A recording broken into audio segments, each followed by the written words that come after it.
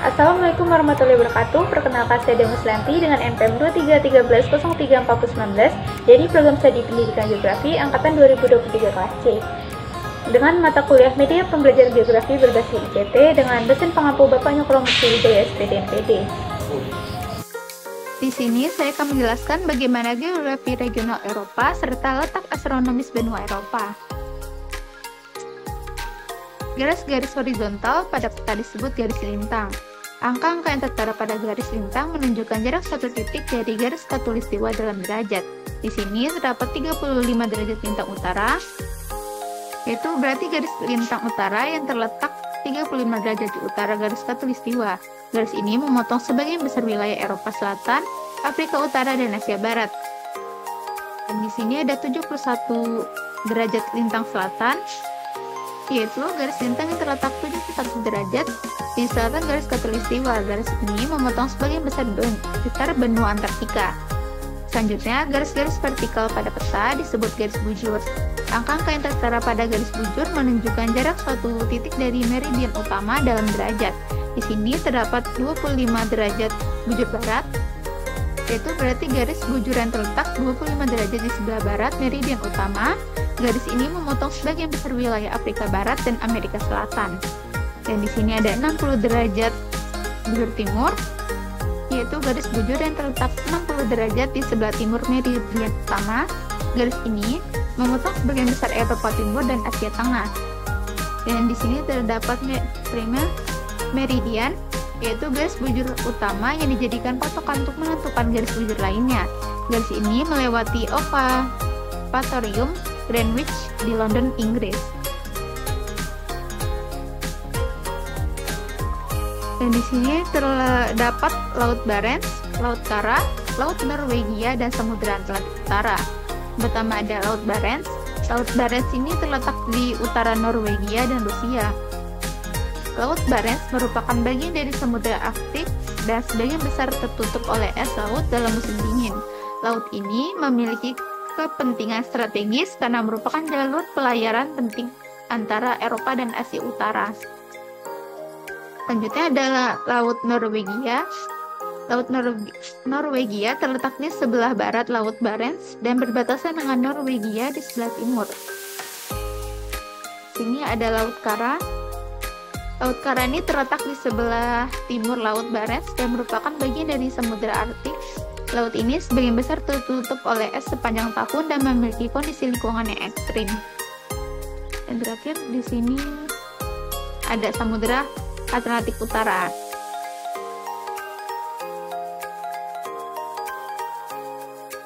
Di sini terdapat Laut Tirrenia, Laut Mediterania atau Laut Tengah, benua Asia, dan benua Afrika. Benua Eropa ditampilkan secara detail dengan batas-batas negara yang terlihat jelas. Warna yang berbeda menunjukkan perbedaan wilayah. Laut Tengah atau Laut Mediterania terletak di sebelah selatan Eropa dan memisahkan benua Eropa dengan Afrika dan Asia.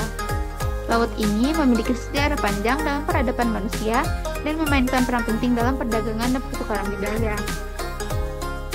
Ini terdapat benua Asia dan benua Afrika, yaitu menunjukkan sebagian kecil dari benua Afrika di sebelah selatan Laut Tengah dan sebagian kecil dari benua Asia di sebelah timur Laut Tengah.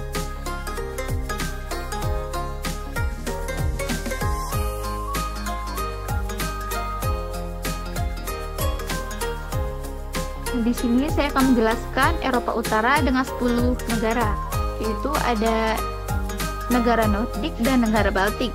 Yang pertama ada negara Nordik, yaitu ada Denmark dengan ibu kota Copenhagen. Selanjutnya ada negara Finlandia dengan ibu kota Helsinki. Yang ketiga ada negara Islandia dengan ibu kota Reykjavik. Yang keempat Norwegia dengan ibu kota Oslo. Yang kelima Swedia dengan ibu kota Stockholm. Selanjutnya ada negara Baltik, yaitu ada negara Estonia dengan ibu kota Tallinn. Yang ketujuh negara Latvia dengan ibu kota Riga, dan ke-8 Lituania dengan ibu kota Vilnius. Yang ke-9 ada Britania dengan ibu kota London, dan yang terakhir ada negara Irlandia dengan ibu kota Dublin.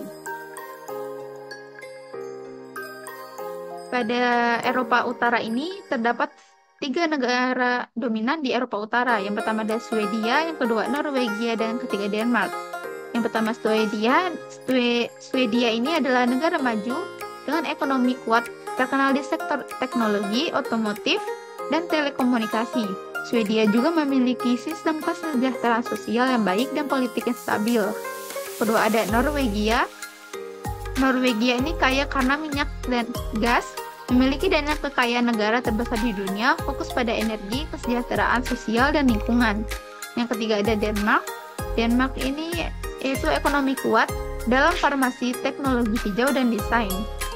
Terkenal dengan kualitas hidup tinggi dan kebijakan ramah lingkungan. Selanjutnya ada Eropa Timur.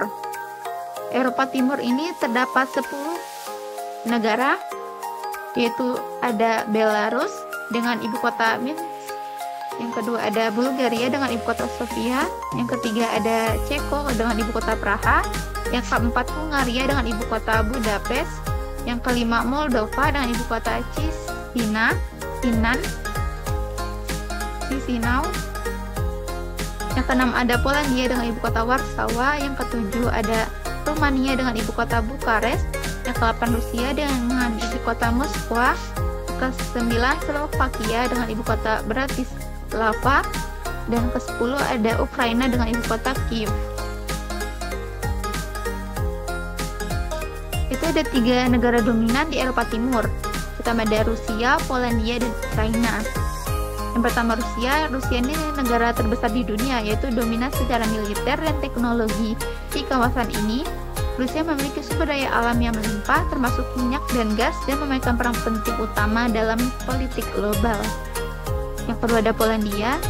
Polandia ini adalah salah satu ekonomi terbesar yang paling berkembang di Eropa Timur. Dengan pertumbuhan industri yang pesat, Polandia juga merupakan anggota NATO dengan Uni Soviet. Uni Eropa memiliki pengaruh signifikan di Eropa Tengah dan Timur. Ketiga ada Ukraina. Ukraina ini meskipun sedang dalam konflik, Ukraina memiliki potensi besar dalam pertanian dan industri. Lokasinya yang strategis antara Eropa dan Rusia menjadikan penting dalam geopolitik kawasan. Selanjutnya ada Eropa Barat dengan 9 negara. Yang pertama ada Austria dengan ibu kota Wina, yang kedua Belgia dengan ibu kota Brussels, yang ketiga ada Jerman dengan ibu kota Berlin, yang keempat ada Liechtenstein dengan ibu kota Vaduz, yang kelima ada Luxembourg dengan ibu kota Luxembourg, yang keenam ada Monaco dengan ibu kota Monaco, yang ketujuh Belanda dengan ibu kota Amsterdam, yang ke-8 Prancis dengan ibu kota Paris, yang ke-9 Swiss dengan ibu kota Bern. Dalam Eropa Barat ini terdapat 3 negara dominan, yaitu Jerman, Prancis, dan Inggris. Pada Jerman, yaitu ekonomi terbesar di Eropa dan memiliki kekuatan industri utama, khususnya di sektor otomotif, mesin, dan teknologi. Jerman juga berperan penting dalam politik Uni Eropa dan kebijakan global. Selanjutnya ada Prancis. Prancis ini memiliki kekuatan ekonomi kedua di Eropa Barat dengan pengaruh besar di sektor pertanian, teknologi, dan mode. Prancis juga merupakan kekuatan militer penting dan salah satu penggagas Uni Eropa. Yang ketiga ada Inggris. Inggris ini meskipun telah keluar dari Uni Eropa, Inggris telah menjadi salah satu ekonomi dan kekuatan militer terbesar di Eropa, terutama memiliki sektor keuangan, teknologi, dan industri kreatif. Dan yang terakhir ada Eropa Selatan, yaitu ada 17 negara di Eropa Selatan ini, yaitu ada Albania dengan ibu kota Tirana, yang kedua ada Andorra dengan ibu kota Andorra la Vella, yang ketiga ada Bosnia Herzegovina dengan ibu kota Sarajevo, yang keempat ada Kroasia dengan ibu kota Zagreb, yang kelima ada Siprus dengan ibu kota Nikosia, keenam ada Yunani dengan ibu kota Athena, yang ketujuh ada Italia dengan ibu kota Roma, yang ke-8 Kosova dengan ibu kota Pristina, yang ke-9 Makedonia Utara dengan ibu kota Skopje, yang ke-10 ada Malta dengan ibu kota Valletta, yang ke-11 ada negara Montenegro dengan ibu kota Podgorica, yang ke-12 ada Portugal dengan ibu kota Lisboa, yang ke-13 ada San Marino dengan ibu kota San Marino, yang ke-14 ada Serbia dengan ibu kota Beograd, Yang ke-15 ada Slovenia dengan ibu kota Ljubljana. Yang ke-16 ada negara Spanyol dengan ibu kota Madrid. Yang ke-17 ada Vatikan dengan ibu kota Vatikan.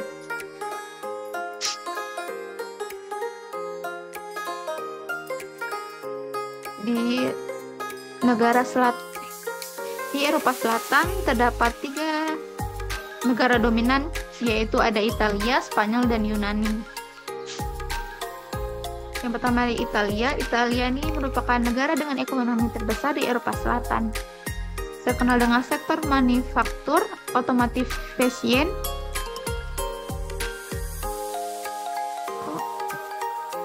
dan pariwisata. Italia juga memiliki sejarah panjang dalam seni dan budaya, serta merupakan anggota penting Uni Eropa dan G7. Yang kedua ada Spanyol. Spanyol ini merupakan ekonomi besar dengan sektor pariwisata, pertanian, dan industri yang kuat. Spanyol juga memainkan peran penting dalam Uni Eropa dan dikenal